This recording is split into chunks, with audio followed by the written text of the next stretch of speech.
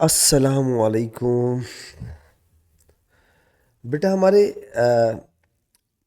Last lecture में हमने feasibility और मल्टीपल ऑक्सीडेशन स्टेट्स समझ ली थी।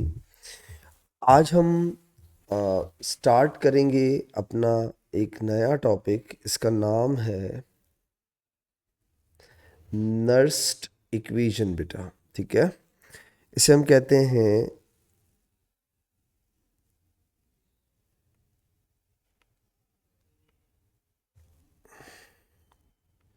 Nernst equation.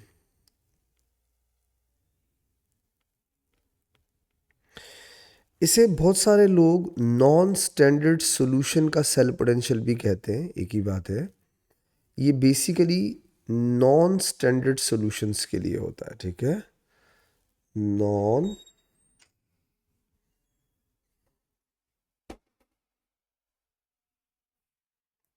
स्टैंडर्ड सॉल्यूशन बेटा। नर्स्ट इक्वेशन हमारा जो आज का टॉपिक है, ये बेसिकली नॉन स्टैंडर्ड सॉल्यूशंस के लिए है। अच्छा, अब तक हमने जितने सेल पोटेंशियल निकाले हैं उन सब में हमने ना स्टैंडर्ड कंडीशंस रखी हैं, यानी 1 मोलर का सॉल्यूशन रखा है, स्टैंडर्ड कंडीशंस रखी हैं। अगर हम स्टैंडर्ड कंडीशंस ना रखें तो हम किसी भी सेल का सेल पोटेंशियल कैसे निकाल सकते हैं, ये नर्स्ट इक्वेशन बताता है। अगर मैं बात को समराइज करूं तो एक्चुअली नर्स्ट आपको 3 सवालों के जवाब देता है। 3। पहला सवाल उसका ये है कि, या आपकी तरफ से अगर पहला सवाल ये आता है कि अगर हम 2 हाफ सेल्स में सेम इलेक्ट्रोड्स रखें और उन सेम इलेक्ट्रोड्स के अंदर कॉन्सेंट्रेशन ऑफ आयन डिफरेंट कर दें, तो क्या हमारे पास सेल पोटेंशियल में कोई वोल्ट की वैल्यू आएगी? यानी अगर हम हाफ सेल जिंक जिंक का रखें, दोनों तरफ जिंक रख लें और उनकी कॉन्सेंट्रेशन चेंज कर दें। फॉर एग्जाम्पल, एक में हम रखें 1 मोलर और दूसरे में हम 1 मोलर से कम या 1 मोलर से ज़्यादा रखें, तो क्या आपका सेल वोल्टेज जनरेट करेगा? करेगा। ये पहला सवाल है। दूसरा सवाल, हमने अब तक जितने सेल पोटेंशियल्स निकाले थे, जैसे सपोज करो कॉपर और जिंक का हमने निकाला सेल पोटेंशियल, तो हमने कॉन्सेंट्रेशंस दोनों हाफ सेल में 1 1 मोलर रखी थी। 1 मोलर 1 मोलर। लेकिन नर्स कहता है कि अगर आप 1 1 मोलर कॉन्सेंट्रेशन ना रखो, नॉन स्टैंडर्ड कर दो, फॉर एग्जाम्पल 1 से ज़्यादा कर दो या 1 से कम कर दो, तो क्या हमारी सेल पोटेंशियल पे फर्क पड़ेगा? बिल्कुल पड़ेगा। 2 सवाल हो गए। तीसरा सवाल, आपके पास डेटा बुकलेट में जो मैं आपको एक वो दिखाऊं बेटा, ये जो आपके पास डेटा बुकलेट है, इसके अंदर जो सेल पोटेंशियल्स की वैल्यूज दी हुई है, स्टैंडर्ड इलेक्ट्रोड पोटेंशियल जिसे आप कहते हैं, ये देखें, ये जो वैल्यूज दी हुई है आपको, सही है, वोल्ट्स की वैल्यूज माइनस प्लस में, ये सब आपने किस से निकाली है? स्टैंडर्ड हाइड्रोजन इलेक्ट्रोड से निकाली है।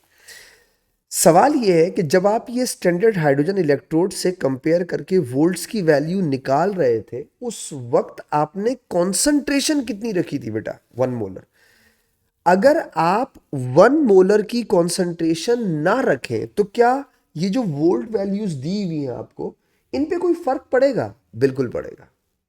ये तीसरा सवाल है। तो एक्चुअली अगर आप बात को समराइज करें ना, तो नर्स ने आपको 3 सवालों के जवाब दिए। पहला सवाल यह था कि अगर आप सेम इलेक्ट्रोड यूज करें और डिफरेंट कॉन्सेंट्रेशन यूज करें। दूसरा सवाल यह था कि अगर आप स्टैंडर्ड सेल पोटेंशियल निकालें between 2 different half cells, but standard solutions use ना करें, यानी 1 मोलर से कम या 1 मोलर से ज्यादा यूज करें। और तीसरा सवाल, अगर ये जो ई नॉट वैल्यू हमें दी हुई है, जो स्टैंडर्ड हाइड्रोजन इलेक्ट्रोड से निकाली गई है, जिसे हम स्टैंडर्ड इलेक्ट्रोड पोटेंशियल कहते हैं, ये सब हमने 1 मोलर पे निकाली है। अगर हम 1 मोलर ना रखें तो इन पे क्या फर्क पड़ेगा? ये 3 सवालों के जवाब किसने दिए बेटा? नर्स ने दिए।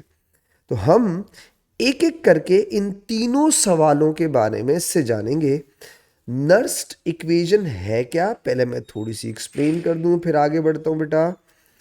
नर्स्ट इक्वेशन बेसिकली क्या है? नर्स्ट इक्वेशन है, तीन तरीकों से लिख सकते हैं नर्स्ट इक्वेशन को, ठीक है। अलग अलग बुक्स में अलग अलग तरह से लिखी हुई है, कोई बात नहीं, तीनों से सॉल्व हो जाते हैं क्वेश्चन, तीनों में कोई इशू नहीं है। E इज इक्वल टू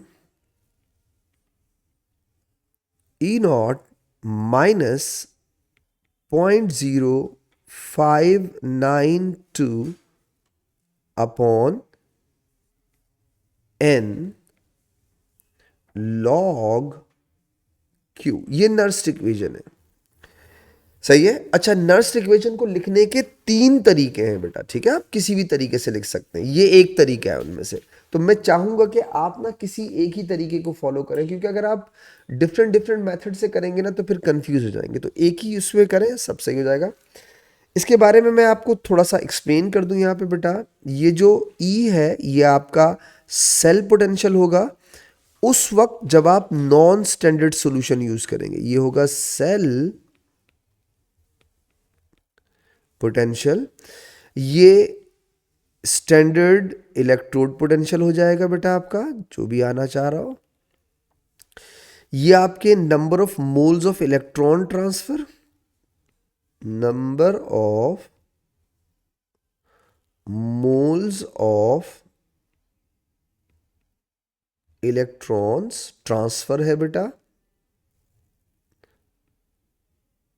जबकि Q आपका इक्विलिब्रियम कांस्टेंट है, प्रोडक्ट अपॉन रिएक्टेंट।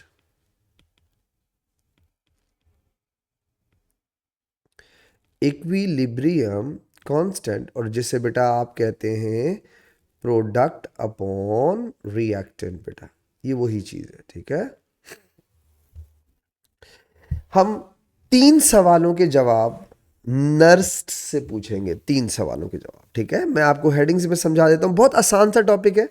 और मैंने कहा ना आपके दिमाग में वो सवालात आ सकते हैं ना कि सर आपने शुरू से लेके आखिर तक इलेक्ट्रोकेमिस्ट्री में हर दफा कंसंट्रेशन 1 मोलर यूज किए, हर दफा। अगर हम नहीं यूज करें कंसंट्रेशन 1 मोलर तो क्या होगा, तो क्या होगा का जवाब ये देता है कि अगर हम 1 मोलर ना यूज करें। वरना आप देखें, मैंने जितने क्वेश्चन आपको कराए हैं, जितनी एग्जाम्पल्स करवाई हैं, हर दफा मैं क्या रखता हूं, कंसंट्रेशन 1 मोलर 1 मोलर 1 मोलर। अब नहीं रखूं तो क्या होगा, देखिएगा। तीन तरह के तीन सवाल, उन तीनों के जवाब आपको नर्स देगा बेटा। सबसे पहला सवाल, नंबर 1, पहला क्वेश्चन,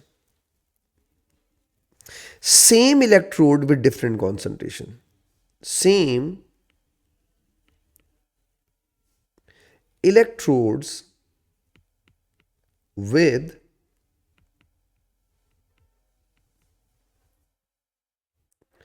different concentration,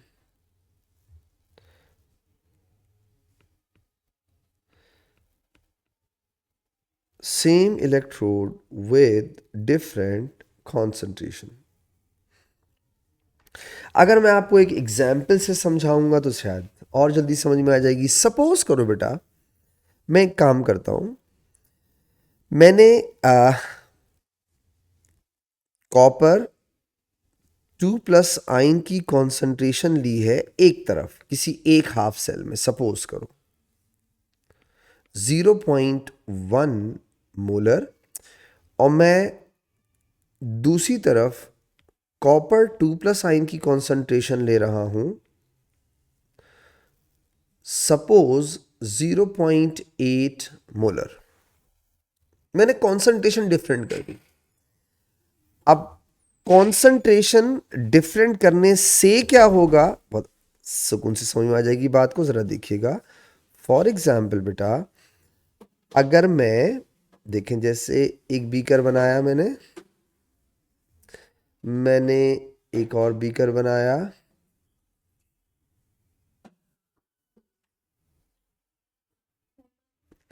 मैं कर ये रहा हूं कि इस बीकर में मैंने कॉपर रखा और मैंने इस बीकर में भी कॉपर ही रखा हुआ है।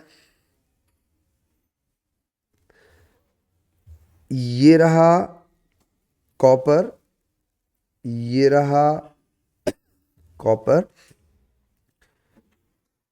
अब मैंने इन दोनों सेम इलेक्ट्रोड्स को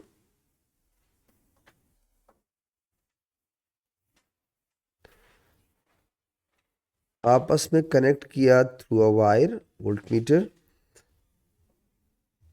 ये देखिए, और वही एक आपको सॉल्ट ब्रिज बनाना है, इसका पर्पस बताऊंगा मैं आपको बेटा। ठीक है, ये हो गया आपका सॉल्ट ब्रिज। अब देखें, स्टार्ट यहां से होगा नर्स्ट की बात। देखें, आपने लिखा है अगर आप एक तरफ कॉपर लें और उस कॉपर को एक्वस कॉपर 2+ आयन 1 मोलर की जगह 0.1 मोलर ले लें, और दूसरे बीकर में बेटा आप एक्वस कॉपर 2+ आयन 0.8 मोलर ले लें। नर्स्ट कहता है कि ये सेल वोल्टेज प्रोड्यूस करेगा because of different concentration in half cells. ये बात नर्स ने कही है। तो आपको पहले तो सवाल समझना है, नर्स का सवाल जैसे मैंने ऊपर लिखा हुआ है, same electrodes with different concentration. अगर आप इलेक्ट्रोड सेम यूज करें, कॉन्सेंट्रेशन डिफरेंट यूज करें, तो क्या आपका सेल वोल्टेज जनरेट करेगा? करेगा। उस वोल्टेज को कैलकुलेट कैसे करेंगे, ये नर्स बताता है। ये पहला सवाल हो गया। तो अगर आपको सवाल समझ में आ गया, जवाब तो खैर बहुत आसान है, सवाल समझ में आना चाहिए पहले। अब देखें बेटा, अगर आप डेटा बुकलेट के अंदर कॉपर की इक्वेशन देखें बेटा, तो कॉपर की इक्वेशन कुछ ऐसी होगी जहां डेटा बुकलेट के अंदर कॉपर 2 पॉजिटिव प्लस 2 इलेक्ट्रॉन बेटा, ये डेटा बुकलेट से देख के लिख रहा हूं कॉपर, और इसकी जो E0 वैल्यू है वो दी हुई है डेटा बुकलेट के अंदर 0.34 वोल्ट बेटा। ठीक है, 0.34 वोल्ट दी हुई है। अब आप देखिए, सवाल ये कि इन दोनों बीकर्स में होगा क्या। आप सबको ये पता है बेटा कि कॉन्सेंट्रेशन हमेशा हायर टू लोअर फ्लो करती है। कॉन्सेंट्रेशन का फ्लो कहां से कहां होता है? Higher to lower. अब सुने, होगा पता है क्या है? जिस बीकर में कॉन्सेंट्रेशन कम है कॉपर आयन की, वहां concentration of copper ion increase होना शुरू हो जाएगी, और जिस बीकर में कॉन्सेंट्रेशन ऑफ कॉपर आयन ज्यादा है, उस बीकर में कंसंट्रेशन ऑफ कॉपर आयन कम होना शुरू हो जाएगी। तो इसका मतलब यही हुआ ना कि concentration higher to lower flow कर रही है। तो जहां हायर थी वहां कॉन्सेंट्रेशन लोअर होना शुरू हो जाएगी, और जहां लोअर थी वहां हायर होनी शुरू हो जाएगी। इससे अच्छे बच्चों को एक बात और समझ में आ जाएगी। अगर मैं आपसे पूछूं, बताओ ये सेल कब तक वोल्टेज प्रोड्यूस करता रहेगा? जब तक दोनों हाफ सेल में कंसंट्रेशन ऑफ कॉपर आयन क्या ना हो जाए, इक्वल ना हो जाए। इसका मतलब है उस वक्त उस पॉइंट पे आके पोटेंशियल डिफरेंस क्या हो जाएगा? जीरो हो जाएगा। तो ये सेल वर्किंग करेगा, बिल्कुल करेगा। आइए, अब सवाल ये है कि लेफ्ट वाले बीकर को जरा गौर से देखिए। लेफ्ट वाले बीकर के अंदर concentration of copper ion increase कैसे होगी? ये देखिए बेटा, ऐसे होगी। ये कॉपर ऑक्सीडाइज होगा, जो कॉपर मेटल है 2+ में, और कितने इलेक्ट्रॉन लूज करेगा? 2। अब ये 2 इलेक्ट्रॉन इस वायर के थ्रू दूसरे इलेक्ट्रोड पर पहुंचे। इस बीकर में जो कॉपर 2+ आयन थे, वो ये 2 इलेक्ट्रॉन रिसीव करेंगे और रिड्यूस हो जाएंगे। तो आप सोचें, एक बीकर में कॉन्सेंट्रेशन ऑफ कॉपर आयन बढ़ रही है क्योंकि कॉपर इलेक्ट्रोड ऑक्सीडाइज होता जा रहा है। दूसरे बीकर में सॉल्यूशन के कॉपर आयन इलेक्ट्रॉन गेन करके डिपॉजिट हो रहे हैं, रिड्यूस हो रहे हैं। तो सॉल्यूशन में से कॉपर आयन क्या होते जाएंगे? कम होते जाएंगे। तो जहां कॉन्सेंट्रेशन हायर थी वहां लोअर हो रही है, जहां लोअर थी वहां हायर हो जाएगी। यानी कि इधर देखिए बेटा, यानी कि इस वाले लेफ्ट वाले बीकर में कुछ ऐसा हो रहा होगा कि कॉपर कन्वर्ट हो रहा होगा इनटू कॉपर 2+ आयन, और कौन कितने इलेक्ट्रॉन लूज करके? 2।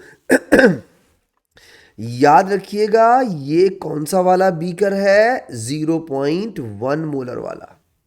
आ जाओ, पता है दूसरे बीकर में क्या हो रहा होगा, दूसरे बीकर में ये कॉपर 2+ आयन 2 इलेक्ट्रॉन गेन करेगा, तो बेटा ये बना लेगा कॉपर, और आपको पता होना चाहिए ये कौन सा वाला कॉपर आयन है, 0.8 वाला बेटा।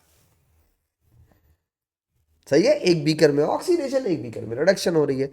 ठीक है, बात समझ में आ गई। अच्छा, कुछ लोग रट्टा लगाते हैं, मैं चाहता हूं आप समझ लें बात को। जब कभी भी आप सेम इलेक्ट्रोड यूज करेंगे विद डिफरेंट कॉन्सेंट्रेशन, हमेशा ई नॉट की वैल्यू 0 होती है। तो लोग बोलते हैं अच्छा बार रट्टा लगा लो, जब भी सेम होते हैं तो ई नॉट की वैल्यू 0 होगी। बेटा क्यों 0 होगी, कभी सोचा है? इसलिए कि जो चीज ऑक्सीडाइज हो रही है वही क्या हो रही है, रिड्यूस। तो अगर आप ई नॉट की वैल्यू निकालोगे E R minus E L से, तो जितनी वैल्यू माइनस में आ रही है उतनी वैल्यू प्लस में आएगी, वो तो ई नॉट क्या हो जाएगा, 0। तो अगर कोई तुमसे कहे कि ई नॉट वैल्यू सेम इलेक्ट्रोड में 0 होती है, तो इट्स ऑब्वियस, हाँ होनी चाहिए। क्यों होनी चाहिए? क्योंकि वही चीज़ जो ऑक्सीडाइज हो रही है वो रिड्यूस भी हो रही है, दैट्स इट। सही है। तो ई नॉट वैल्यूज की हमेशा क्या आती है, 0, जब आप क्या यूज करते हैं, सेम इलेक्ट्रोड। ठीक है, अब आप देखें जरा इसकी ओवरऑल इक्वेशन बनाता हूँ, इनकी ओवरऑल। तो मैं कह सकता हूँ, जरा मेरा साथ दीजिएगा, शॉर्टकट तरीके से कर रहा हूँ। मैं इलेक्ट्रॉन से इलेक्ट्रॉन कैंसिल कर दूं। सही है। अब जरा देखिएगा हुआ क्या, बचेगा क्या, वो जरा उसको देखिएगा। ये बचेगा कुछ ऐसे, मेरा ख्याल है पहला एग्जाम्पल है ना, तो मैं आपको पूरी वर्किंग करके दिखा देता हूँ, है ना, ऐसा ना हो कि आप कहीं कंफ्यूज हो जाओ। ये लो बेटा,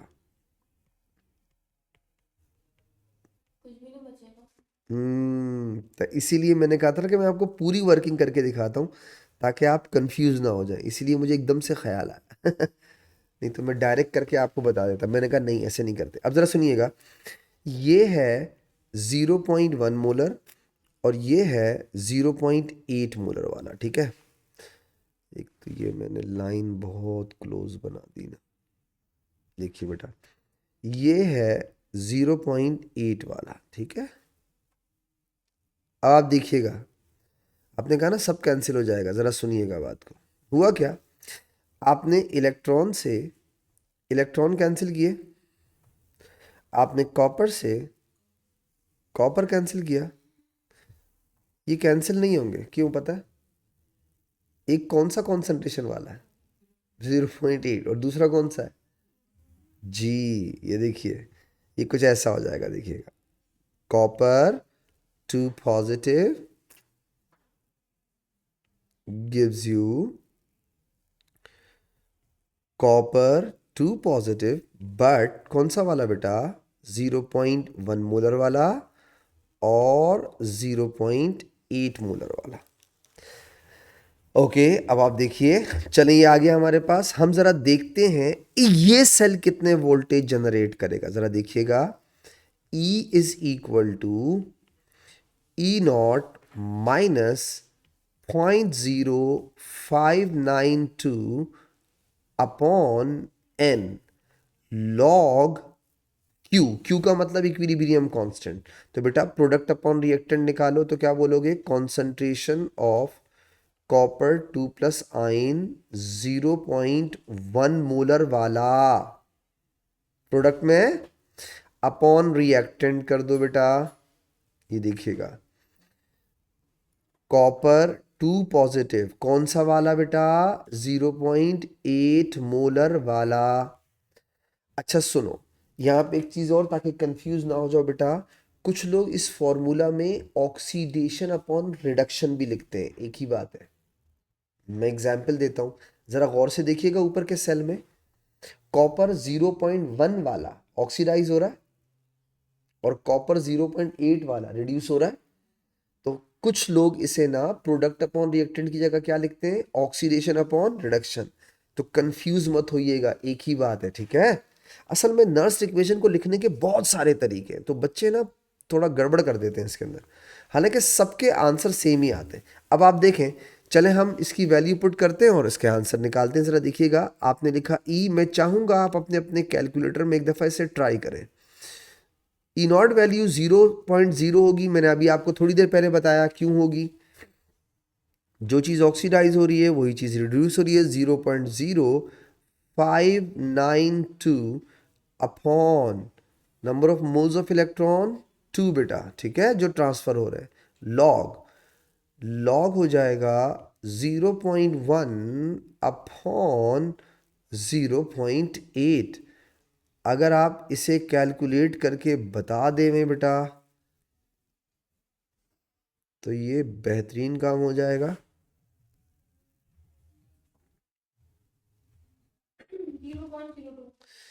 0.02 आ रहा है, राइट? 0.026 वोल्ट। मैं आप पे ट्रस्ट कर रहा हूं। क्या मैं आप पे ट्रस्ट कर सकता हूं? यस, ये आंसर आ गया। तो जब आप सेम इलेक्ट्रोड यूज करते हैं विद डिफरेंट कॉन्सेंट्रेशन, तो बेटा उसकी ई नॉट वैल्यू या सेल पोटेंशियल वैल्यू कैसे निकाली जा सकती है, सेल पोटेंशियल वैल्यू कैसे निकाली जा सकती है, नर्स्ट इक्वेशन ने बताया।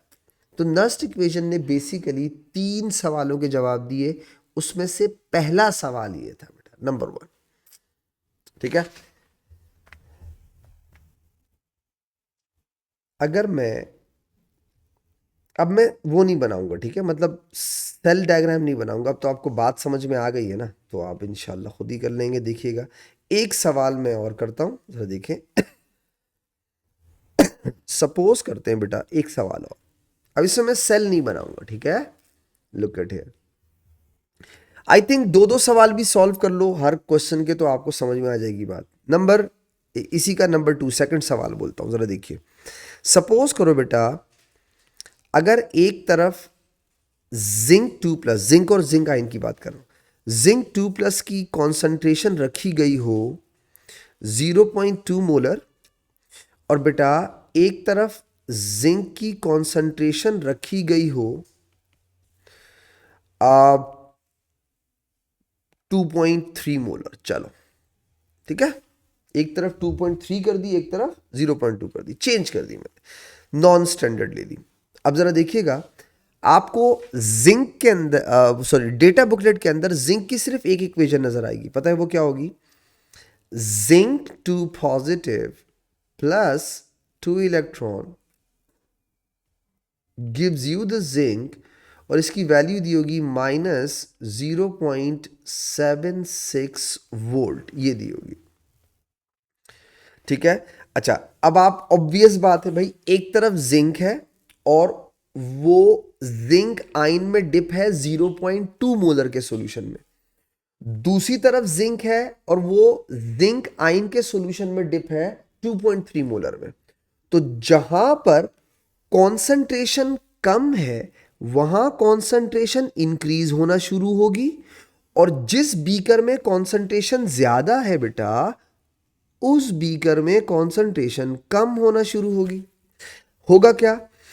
कैसे ज्यादा होगी? मतलब जिस बीकर में कॉन्सेंट्रेशन कम है उस बीकर में कॉन्सेंट्रेशन बढ़ेगी कैसे? How do you know? Oxidation से। यानी अगर आपका जिंक मेटल ऑक्सीडाइज होता जाएगा तो सॉल्यूशन में जिंक आयन की कॉन्सेंट्रेशन क्या हो जाएगी? इंक्रीज। मतलब इस वाले बीकर में ऐसा होना चाहिए ना, zinc gives you zinc 2 positive plus 2 electron, oxidation. और दूसरे वाले बीकर में क्या होगा? जब ये 2 इलेक्ट्रॉन पहुंचेंगे तो उस सॉल्यूशन के जिंक आयन 2 इलेक्ट्रॉन रिसीव करेंगे और रिड्यूस हो जाएंगे। मतलब दूसरी साइड पे बेटा ऐसा कुछ हो रहा होगा कि zinc 2 plus plus 2 electron gives you the zinc हो रहा होगा। और ये सेल कब तक वर्किंग कर रहा होगा? जब तक दोनों बीकर्स के अंदर कॉन्सेंट्रेशन इक्वल ना हो जाए। सेम वही काम किया है जो मैंने वहां किया था। अब आप देखिए बेटा, आप निकाल लें भाई, सेम इलेक्ट्रोड हो तो ई नॉट की वैल्यू 0 होगी। भाई क्यों 0 होगी? जो ऑक्सीडाइज हो रहा है वो रिड्यूस हो रहा है। ER-EL से निकालोगे, बात तो वही है। अब हम निकाल लेते हैं जरा इसके सेल पोटेंशियल की वैल्यू। देखिएगा बेटा, E is equal to E0 minus 0.0592 upon N log zinc 2 positive ion. बेटा कौन सा वाला? जो ऑक्सीडाइज हो रहा है, 0.2 2 मोलर वाला, ठीक है बेटा, अपॉन प्रोडक्ट अपॉन रिएक्टेंट। आप चेक करो, ये आपका प्रोडक्ट, ये आपका रिएक्टेंट, ये 0.2 है, ये 2.3 है। तो बेटा अपॉन रिएक्टेंट करोगे तो जिंक 2 प्लस आयन कौन सा वाला बेटा, 2.3 मोलर वाला। आप गौर से देखें, जो लोग इसे ऑक्सीडेशन अपॉन रिडक्शन कहते हैं वो भी तो सही कहते हैं, क्योंकि जो चीज़ ऑक्सीडाइज हो रही है वो ऊपर आ रही है और जो चीज़ रिड्यूस हो रही है वो नीचे आ रही है। तो हो गया। अब आपको इसे कैलकुलेटर में पुट करके मुझे आंसर बताना है। भाई सेम इलेक्ट्रोड हो, ई नॉट वैल्यू 0 होती है, माइनस 0.0592, कितने मोल्स ऑफ इलेक्ट्रॉन ट्रांसफर हो रहे हैं अगेन बेटा, 2 लॉग, अगर आप इसे सॉल्व करें बेटा तो ये होगा 0.2 अपॉन 2.3 बेटा। क्या आप मुझे इसका आंसर बता सकते हैं क्या आ रहा है? 0.031 वोल्ट आंसर आ गया बेटा सेल पोटेंशियल का। आई होप आपको नर्स की पहली बात समझ में आ गई होगी। उसने क्या कहा, पहला सवाल आपसे क्या पूछा था, या पहले किस सवाल का जवाब दिया? अगर आप सेम इलेक्ट्रोड यूज करें डिफरेंट कॉन्सेंट्रेशन के साथ तो क्या सेल वर्किंग करेगा? करेगा। वोल्टेज प्रोड्यूस करेगा? करेगा। कैसे निकालेंगे? ऐसे निकालेंगे। पहला सवाल हो गया। दूसरा सवाल, सेकंड, मैं आपको सवालों में इसलिए समझा रहा हूं ताकि आपको टॉपिक की समझ आ जाए ना पूरी पूरी, कि एक्चुअली हो क्या रहा है उसके अंदर। हमारा सेकंड जो इसका क्वेश्चन है, सेकंड क्वेश्चन है, वो है आप डिफरेंट इलेक्ट्रोड यूज करें नॉन स्टैंडर्ड सॉल्यूशन के साथ। मुझे यकीन है जब आप सवाल सामने रखूंगा ना और अच्छा समझ में आ जाए। हमारा जो सेकंड है ना, उसका है डिफरेंट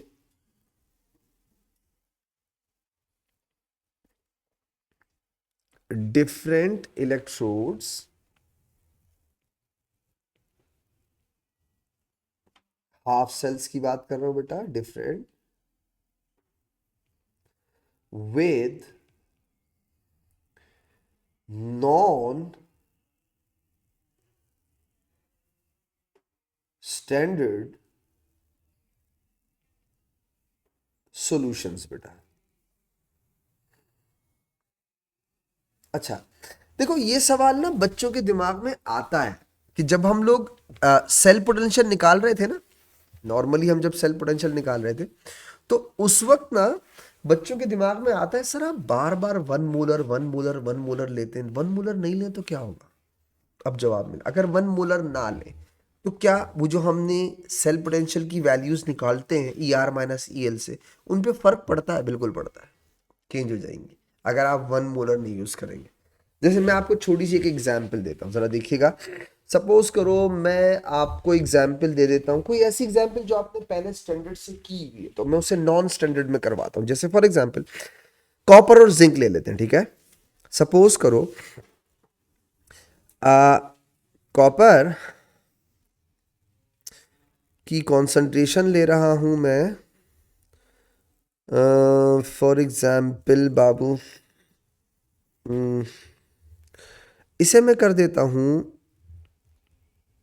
2.5, ठीक है। और दूसरी तरफ मैं जिंक लूंगा बेटा और मैं उसी कॉन्सेंट्रेशन रख देता हूं, जैसे फॉर एग्जाम्पल 0.3 मोलर। आप देखिए मैंने नॉन स्टैंडर्ड कर दी। पता है आपने कॉपर और जिंक का सेल पोटेंशियल पहले निकाला है, लेकिन वहां कॉन्सेंट्रेशन क्या रखी थी पता है? 1 मोलर। मैं 1 मोलर नहीं रखा, चेंज कर दी मैंने। तो क्या फर्क पड़ेगा? नर्स बताएगा। देखिए इससे आपको बहुत कुछ सीखने को मिलेगा, बहुत कुछ। ये देखिए फॉर एग्जाम्पल मैं वही फॉर्मेलिटी के लिए पहले एक बीकर बना दूं यार, थोड़ा सा मुझे मेहनत तो करनी पड़ेगी लेकिन ये आपके लिए फ़ायदा ही है। मैंने एक इलेक्ट्रोड यहाँ बनाया बेटा ऐसे, कॉपर कह दो, जिंक कह दो, जो तुम्हारा दिल चाहे, ठीक है। सपोज करो बेटा मैं इसे कह रहा हूँ कॉपर, एंड सपोज बेटा मैं इसे कह रहा हूँ जिंक। मैंने इन दोनों को आपस में कनेक्ट करना चाहा, लुक एट हियर, ये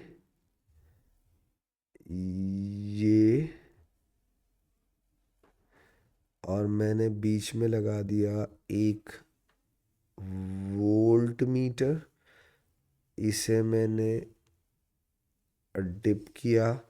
और बेटा वो जो हम लोग सॉल्ट ब्रिज लगाएंगे, ये देखें, सही है।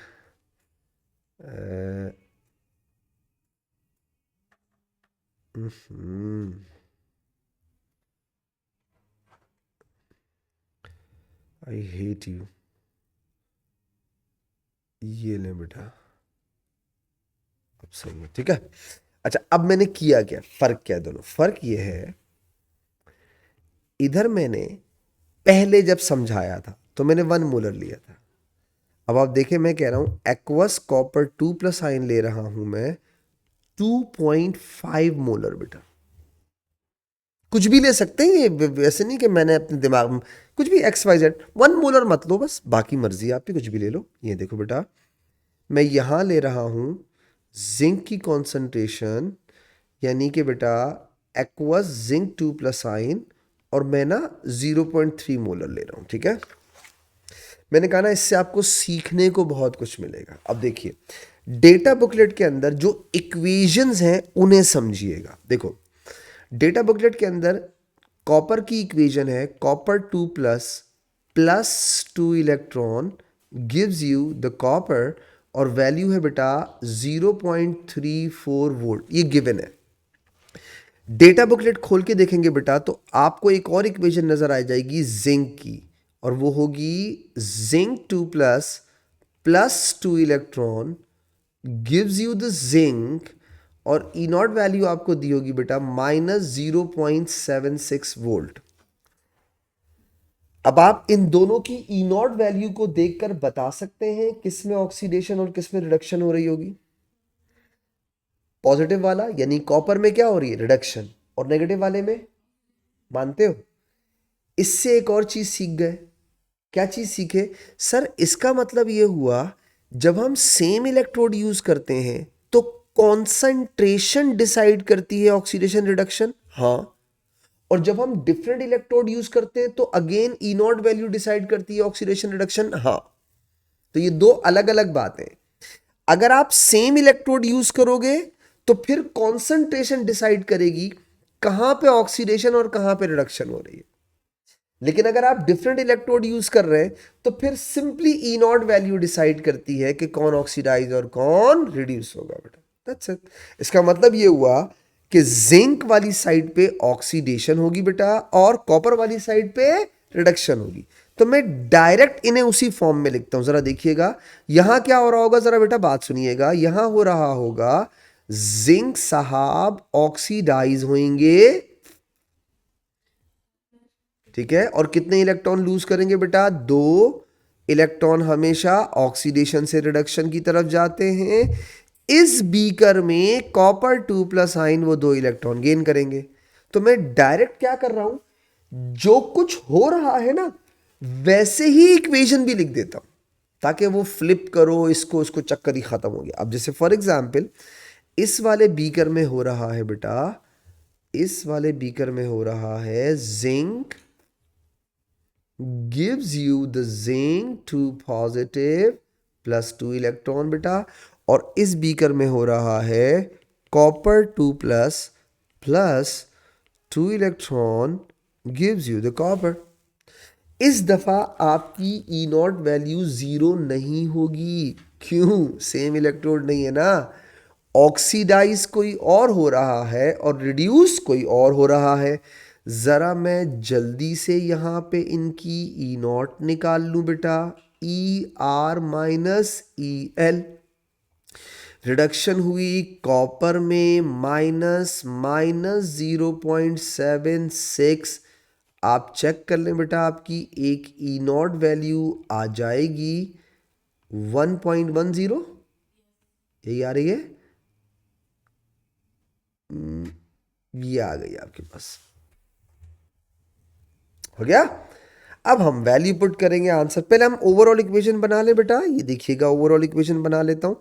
स्टेप स्किप नहीं कर रहा यार, ताकि आपको मेरी बात समझ में आ जाए। मैं चाह रहा हूँ आपको अच्छी तरह ये दोनों हाफ सेल की इक्वेशन को मर्ज करके एक ओवरऑल इक्वेशन बना रहा हूँ। तो ज़रा देखिएगा ओवरऑल इक्वेशन। यहाँ मैंने लिखा copper 2+ plus 2 electron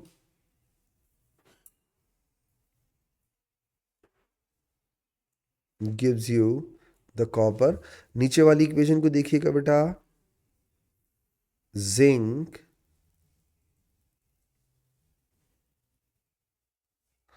gives you zinc 2 positive plus 2 electron. यार आप जरा समझिएगा मेरी बात को प्लीज, समझ में आ जाएगी इंशाल्लाह। देखें, इलेक्ट्रॉन से इलेक्ट्रॉन कैंसिल, मानते हो? कॉन्सेंट्रेशन ऑफ सॉलिड्स नहीं होती, सॉलिड्स की कॉन्सेंट्रेशन नहीं होती। आप एएस लेवल से पढ़ते हुए आ रहे हैं बेटा, हम केसी केपी में सॉलिड्स इंक्लूड करते ही नहीं है। क्यों? क्योंकि सॉलिड्स की कॉन्सेंट्रेशन नहीं होती।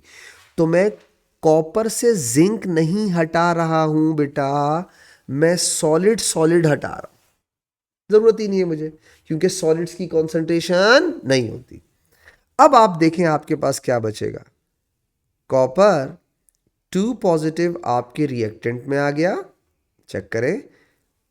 और बेटा जिंक 2 पॉजिटिव आपके प्रोडक्ट में आ गया। हो गई?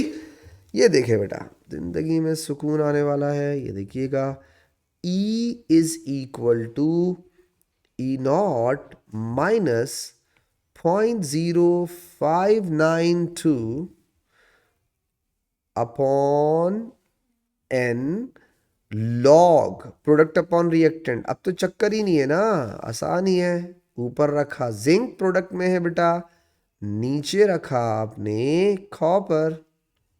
हो गया? कहे सुकून हो गया भाई। ई नॉट वैल्यू आप ऊपर निकाल चुके हैं, कितनी थी? 1.10 minus 0.0592 upon number of moles of electron transfer कितने हैं बेटा? 2। हो गया लॉग।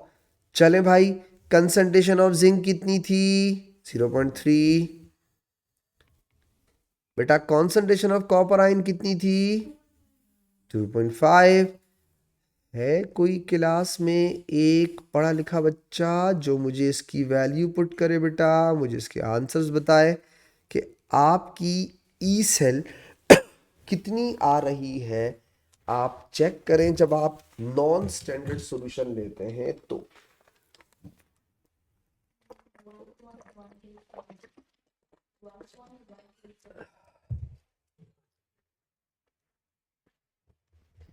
आपने क्या कहा बेटा? 127 वोल्ट।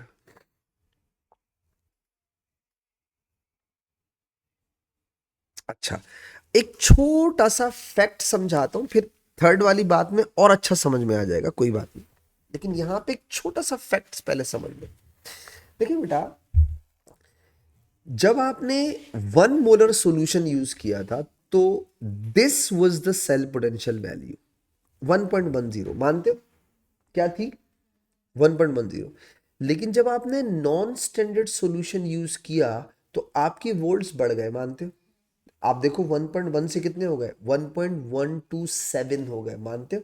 यानी कि आपके सेल पोटेंशियल की वैल्यू बढ़ गई, वोल्टेज बढ़ गए।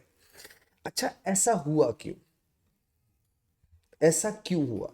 कुछ लोग समझते हैं नॉन स्टैंडर्ड सॉल्यूशन यूज करेंगे तो हमेशा वोल्टेज की वैल्यू बढ़ेगी। जी नहीं, ये लॉजिक नहीं है। अब मैं बताता हूँ लॉजिक क्या है। थोड़ा सा ट्राई कीजिएगा, थोड़ा डिफरेंट लगेगा, लेकिन ना समझ में आ जाएगी अगर गौर करो। जरा देखिएगा, जब आप दोनों तरफ 1 मोलर कॉन्सेंट्रेशन रखते थे, गौर से देखिएगा 1 मोलर, तो आपकी वैल्यू आई थी 1.0। आपने क्या किया? जिंक की कॉन्सेंट्रेशन 1 मोलर से कम कर दी, मानते हो? आपने कॉपर की कॉन्सेंट्रेशन 1 मोलर से बढ़ा दी, मानते हो? अब जरा देखिएगा नीचे इक्वेशन को गौर से देखिएगा। कहां गई इक्वेशंस? ये रही बेटा, इक्वेशंस देखिएगा। अगर आपने कॉन्सेंट्रेशन ऑफ कॉपर आयन बढ़ा दी, गौर से देखिएगा, कॉन्सेंट्रेशन ऑफ कॉपर आयन बढ़ा दी, मानते हो? तो बताओ आपका इक्विलिब्रियम कहाँ जाएगा, फॉरवर्ड या बैकवर्ड? भाई 1 मोलर थी ना, 1 मोलर थी, आपने 2.5 कर दी, तो आपने 1 मोलर से बढ़ा दी। मैं कह रहा हूं अगर आप कंसंट्रेशन ऑफ कॉपर आयन बढ़ाएंगे तो इक्विलिब्रियम कहां जाएगा, फॉरवर्ड। ओके, सुनना step by step. Equilibrium forward गया, चला गया, ठीक है। बताओ फॉरवर्ड जाने पर फेवर क्या हो रहा है, फेवर रिडक्शन फेवर हो रही है या ऑक्सीडेशन? अल्लाह, फॉरवर्ड डायरेक्शन में रिडक्शन, रिडक्शन फेवर होगी तो आपका कॉपर और ज्यादा रिड्यूस हो रहा है, मतलब और पॉजिटिव वैल्यू होती जाएगी, ई नॉट वैल्यू मोर पॉजिटिव होगी नहीं होगी? आ जाओ, एक चीज दिमाग में रखना। अब दूसरी तरफ आओ, तुमने concentration of zinc ion 1 molar से कम कर दी, मानते हो? हेलो, कम कर दी बेटा। अगर आप जिंक की कॉन्सेंट्रेशन 1 मोलर से कम कर दोगे तो बताओ इक्विलिब्रियम फॉरवर्ड जाएगा बैकवर्ड जाएगा? Allah, you are removing your product, concentration कम कर रहे हो, कहां जाएगा? फॉरवर्ड जाएगा। तो फेवर क्या हो रहा है, ऑक्सीडेशन और रिडक्शन? ऑक्सीडेशन फेवर हो रही है। तो बताओ जिंक की जो इनोड वैल्यू है -0.76, वो और ज्यादा नेगेटिव हो जाएगी, यस और नो?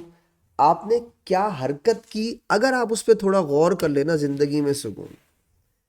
आपने कंसंट्रेशन ऑफ कॉपर आयन बढ़ा के और कंसंट्रेशन ऑफ जिंक आयन कम करके कॉपर की रिडक्शन बढ़ा दी, जिंक की ऑक्सीडेशन बढ़ा दी। तो बताओ अगर कॉपर की रिडक्शन बढ़ जाए, जिंक की ऑक्सीडेशन बढ़ जाए, तो वोल्टेज बढ़ेंगे नहीं बढ़ेंगे? बढ़ गए। ये वाली बात जो मैंने आपको बोली है कि आपने यूं किया तो रिडक्शन बढ़ गई, यूं किया तो ऑक्सीडेशन बढ़ गई, ये वाली बात आपको थर्ड वाले पार्ट में और अच्छी समझ में आ जाएगी। तो मैं बच्चों को सेकंड वाले पार्ट में थोड़ा सा हिंट देता हूं। जो कुछ मैंने कहा आपने सुन लिया ना, बस आप अब रुक के सुनिएगा, थर्ड पार्ट देखिएगा, आपकी जिंदगी में आने वाला है सुकून। थर्ड पार्ट देखिएगा, तीसरा पार्ट, इसे हम कहते हैं half cell potential. Half cell potential, half cell potential इसको इसलिए कहते हैं कि आपने ये वो वैल्यूज लेनी है जो आप किसके साथ कंपेयर करेंगे, स्टैंडर्ड हाइड्रोजन इलेक्ट्रोड के साथ। मैंने आपको सबसे शुरू में एक बात बोली थी, अगर आपने डेटा बुकलेट में जितनी ई नॉट वैल्यू लिखी हुई है वो सब स्टैंडर्ड हाइड्रोजन इलेक्ट्रोड से निकाली है। कितने मोलर कॉन्सेंट्रेशन रख के निकाली थी, 1 मोलर। मैं कह रहा हूं मत रखो 1 मोलर, कम या ज्यादा कर दो। तो क्या वो वैल्यूज चेंज हो जाएंगी? हाँ होंगी। वो क्यों चेंज होंगी और कितनी चेंज होंगी, इस बात का जवाब किसने दिया? नर्स ने। बहुत सिंपल सा लास्ट टॉपिक, आखिरी सवाल, ये देखिएगा। मैं चाहूंगा आप रुक के पहले फुल कॉन्सेंट्रेट से मेरी बातें भी सुनते रहिएगा। देखो बेटा, सपोज करो मैंने एक तरफ स्टैंडर्ड हाइड्रोजन इलेक्ट्रोड रखा और दूसरी तरफ मैंने कॉपर और कॉपर आयन रखा। एक दफा मैंने कंसंट्रेशन ऑफ कॉपर रखी 0.1, यानी 1 मोलर से कम कर दी, और एक दफा मैंने कॉपर आयन की कॉन्सेंट्रेशन रखी, सपोज करो बेटा 2.5, यानी 1 से बढ़ा दी।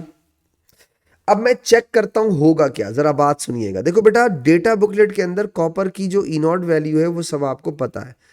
स्टैंडर्ड हाइड्रोजन इलेक्ट्रोड लिया मैंने, ठीक है।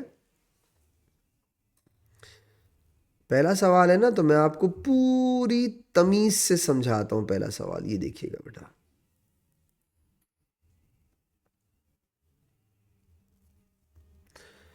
ये क्या हो रहा है बाबू? ओके, यहां देखिए मैंने ये किया, कुछ ऐसे किया, ये है। आज तो मेरे बीकर भी टेढ़े मेढ़े हो रहे हैं। ओह ये बन गया बेटा कॉपर, ठीक है। और मैंने यहां लिया हुआ है बेटा aqueous copper 2 plus ion 0.1 molar. ठीक है, मानते हो? अब देखिए बेटा, copper 2 positive plus 2 electron gives you the copper plus 0.34 volt. ठीक है, ये डेटा बुकलेट की वैल्यू है, मानते हो?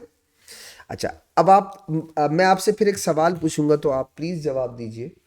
ये जो डेटा बुकलेट के अंदर 0.34 वोल्ट लिखा हुआ है, ये आपने स्टैंडर्ड हाइड्रोजन इलेक्ट्रोड से निकाला है, हाँ? कितने मोलर रख के? अब आप कितने मोलर यूज कर रहे हैं चेक करते हैं। डेटा बुकलेट की वैल्यू पे कोई फर्क पड़ेगा या नहीं, चेक कर लेते हैं, देखिएगा। बहुत आसान है। आपने कहा E is equal to E naught minus 0.0592 upon N log. बेटा प्रोडक्ट क्या है? कॉपर, मानते हो? बेटा रिएक्टेंट क्या है? कॉपर 2 प्लस आयन, मानते हो? चलो वैल्यूज पुट करते हैं बेटा, जरा देखिएगा। E is equal to 0.34 minus 0.0592, कितने मोल्स ऑफ इलेक्ट्रॉन है? एक। लॉग, क्या सॉलिड्स की कंसंट्रेशन होती है? नहीं। तो बेटा जब सॉलिड की कंसंट्रेशन नहीं होती तो इक्वेशन में चेंज ना आ जाए, उसकी जगह 1 ले लेते हैं। क्या ले लेते हैं? 1। 1 कब लिखा है मैंने? अबे 2 होगा, 2 होगा, बिल्कुल 2 होगा। ये 2 है, नॉट 1। अच्छा अब सुनो, सॉलिड की कंसंट्रेशन नहीं होती, नहीं होती, तो हम उसकी जगह 1 क्यों रखते हैं? रीजन सुने। 0 रखेंगे तो सारी इक्वेशन ही खराब हो जाएगी। 1 से मल्टीप्लाई करने पर ओवरऑल कोई फर्क नहीं पड़ेगा, इसलिए 1 रखते हैं। That's it. अब देखिए नीचे आए, कॉपर की कंसंट्रेशन आपने कितनी ली हुई है बेटा? 0.1 मोलर। बता सकते हैं आपकी सेल पोटेंशियल की वैल्यू क्या आएगी? यानी अगर आप 0.1 मोलर कॉन्सेंट्रेशन लेते कॉपर की, तो पता है आप डेटा बुकलेट में क्या वैल्यू लिखते हैं? ये जो आप पे कैलकुलेटर में आएगी, लिखो क्या आ रही है, बताओ दोबारा बोलो। 0.31 वोल्ट।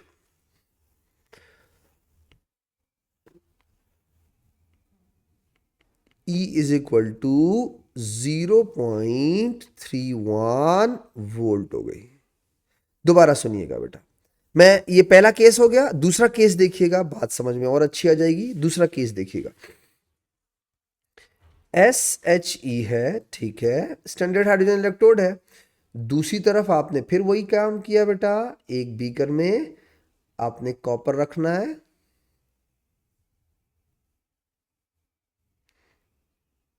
ठीक है। सारा काम वही है जैसे पहले किया था मैंने।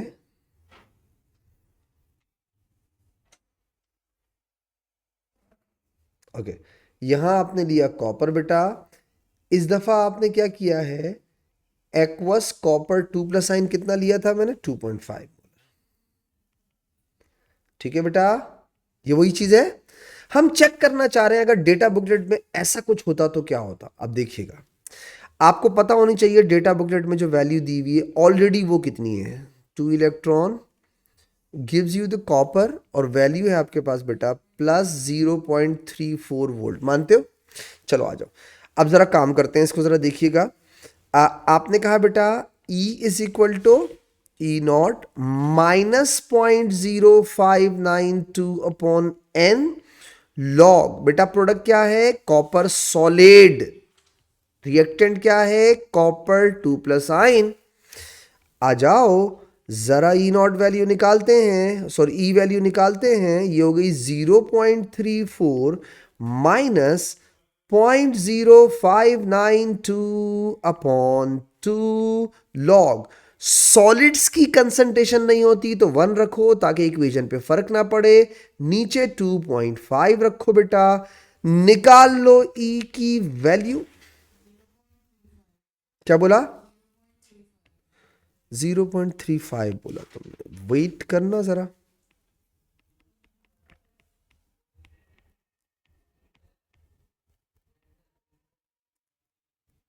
आ गई। अब मैं आपको जो बात समझा, जो मैंने आपको भी थोड़ी देर पहले एक बात बोली थी, बस आखिरी बातें खत्म हो गई मेरी बात, लास्ट बात,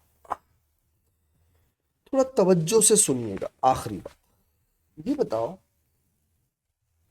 जरा केस नंबर 1 को देखिएगा, फर्स्ट वाले केस को देखिएगा। आपने ये देखो, मैं मेंशन भी कर रहा हूं, ठीक है। आपने कंसंट्रेशन 1 मोलर से कम कर दी, मानते हो, ठीक है। इक्विलिब्रियम वाला कॉन्सेप्ट वगैरह पता है ना आप सबको। आपने कंसंट्रेशन कम कर दी, जरा ऊपर वाली इक्वेशन को देखिएगा। अगर आप कंसंट्रेशन कम कर देंगे 1 मोलर से, तो ये वैल्यू 1 मोलर पे थी, मानते हो। अगर आप कंसंट्रेशन ऑफ कॉपर आयन कम कर दें 1 मोलर से, तो इक्विलिब्रियम बैकवर्ड आएगा। गुड। ये बताओ, बैकवर्ड आने पर क्या चीज फेवर हो रही है, ऑक्सीडेशन या रिडक्शन? Backward, backward, backward. भाई फॉरवर्ड डायरेक्शन में रिडक्शन है ना, बैकवर्ड डायरेक्शन में क्या है, ऑक्सीडेशन। तो अगर कंसंट्रेशन 1 मोलर से कम कर दी, कंसंट्रेशन कम कर दी, तो इक्विलिब्रियम बैकवर्ड शिफ्ट होगा। क्या चीज फेवर हो रही है, ऑक्सीडेशन फेवर होगी। तो 0.34 वोल्ट वाली वैल्यू मोर पॉजिटिव हो जाएगी या लेस? लेस पॉजिटिव होगी। चेक करो ना बेटा, लेस पॉजिटिव हो गई, चेक करो, मानते हो। आ जाओ नेक्स्ट वाली बात पे, अगली बात पे आओ। देखो दूसरा दूसरा केस देखिएगा। मुझे ये बताओ, देखो मैं अंडरलाइन भी करता जाऊंगा, ये वैल्यू जो मैंने अंडरलाइन की है, ये 1 मोलर पे, आपने 1 मोलर से कॉन्सेंट्रेशन बढ़ा दी, मानते हो। मतलब आपने कॉपर आयन की कॉन्सेंट्रेशन बढ़ा दी, बढ़ गई। बताओ इक्विलिब्रियम फॉरवर्ड जाएगा या बैकवर्ड? अब सोच समझ के, अगर ये फॉरवर्ड जाएगा तो फेवर क्या हो रहा है? अगर रिडक्शन फेवर हो रही है तो ये 0.34 वोल्ट की वैल्यू मोर पॉजिटिव होगी, लेस? आप चेक करें, मोर पॉजिटिव हो गई। 0.34 से कितनी हो गई, 0.3। समझ आई मेरी बात? तो नर्स्ट ये कहता है, 3 सवालों के जवाब देता है, ठीक है। मैं समराइज करके खुद लिखवा दूंगा, डोंट वरी, उसकी फिक्र नहीं करो, सिर्फ बात को समझ लेना। नर्स्ट ये कहता है कि अगर आप सेम इलेक्ट्रोड यूज करें विद डिफरेंट कॉन्सेंट्रेशंस, तो concentration will decide oxidation reduction, और जो वोल्ट वैल्यूज प्रोड्यूस होगी वो आप निकाल सकते हैं। कब तक वो वोल्ट वैल्यू प्रोड्यूस करता रहेगा? जब तक दोनों सेल में वापस से क्या आ जाए, इक्वल कॉन्सेंट्रेशन ना हो जाए, पोटेंशियल डिफरेंस 0 हो जाएगा। दूसरी बात नर्स ने क्या कही थी कि आपने जितने सेल पोटेंशियल निकाले हैं सब स्टैंडर्ड कंडीशंस में निकाले थे, 1 मोलर पे। अगर आप 1 मोलर कॉन्सेंट्रेशन ना रखें, तो 1 मोलर ना रखने के 2 मतलब होते हैं, या तो 1 से ज्यादा कर दें या फिर 1 से कम कर दें। तो आप सेल पोटेंशियल कैसे निकालेंगे, इसने तरीका बताया। और तीसरी बात इसने ये बताई कि अगर डेटा बुकलेट के अंदर जो वैल्यूज दी हुई हैं, जो आपने स्टैंडर्ड हाइड्रोजन इलेक्ट्रोड से निकाली हैं, वो सारी वैल्यूज आपने 1 मोलर पे निकाली हैं। आप 1 मोलर से कम कर दें या 1 मोलर से ज्यादा कर दें, तो क्या आपकी डेटा बुकलेट की वैल्यूज चेंज हो जाएंगी? एग्जैक्टली चेंज हो जाएंगी। सही है। डिपेंड करता है किस चीज पे? आपकी कॉन्सेंट्रेशन का चेंज ऑक्सीडेशन को फेवर कर रहा है या रिडक्शन को फेवर कर रहा है। क्या मेरी बात समझ में आ गई? इंशाल्लाह इसको यहीं से कंटिन्यू करूंगा, थोड़ा सा और बस है, इंशाल्लाह फिर नेक्स्ट क्लास में। तब तक के लिए इजाजत दीजिए बेटा, अल्लाह हाफिज।